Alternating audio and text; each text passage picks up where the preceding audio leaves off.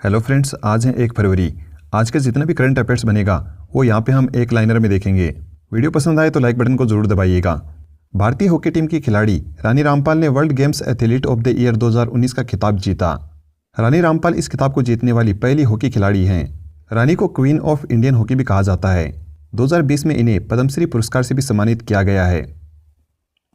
विश्व स्वास्थ्य संगठन WHO ने कोरोना वायरस पर अंतर्राष्ट्रीय आपातकाल घोषित किया।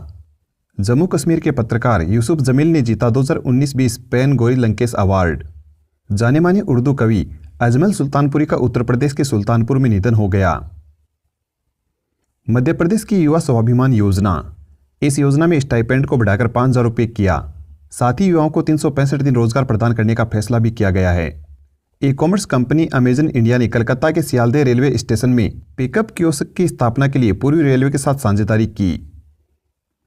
फ्लिपकार्ट ने समर्थ पहल के तहत गुजरात हथकरघा व हस्तशिल्प विकास कॉरपोरेशन के साथ ज्ञापन समझौते पर हस्ताक्षर किए। मणिपुर की बालादेवी बनी विदेशी फुटबॉल क्लब के साथ जुड़ने वाली पहली भारतीय महिला फुटबॉलर।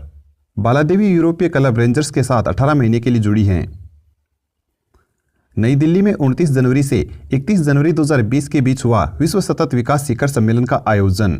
इसकी theme towards 2030 making the decade count है।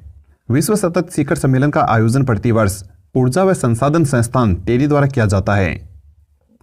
विनय मोहन क्वात्रा को नेपाल में भारत का एम्बेसडर नियुक्त किया गया। 31 जनवरी 2020 को निर्मला सीतारमण द्वारा आर्थिक समीक्षा 2019-20 जारी किया गया। आर्थिक समीक्षा में 2020-21 में देश की GDP ग्रोथ 6 से 6.5% रहने का अनुमान लगाया गया। भारत में भोजन की थाली का अर्थशास्त्र थालीनोमिक्स के नाम से दर्शाया गया है। एग्जाम गाइड आपको एजुकेशन वाली वीडियो में मिलेगी। धन्यवाद। जय हिंद, जय भारत।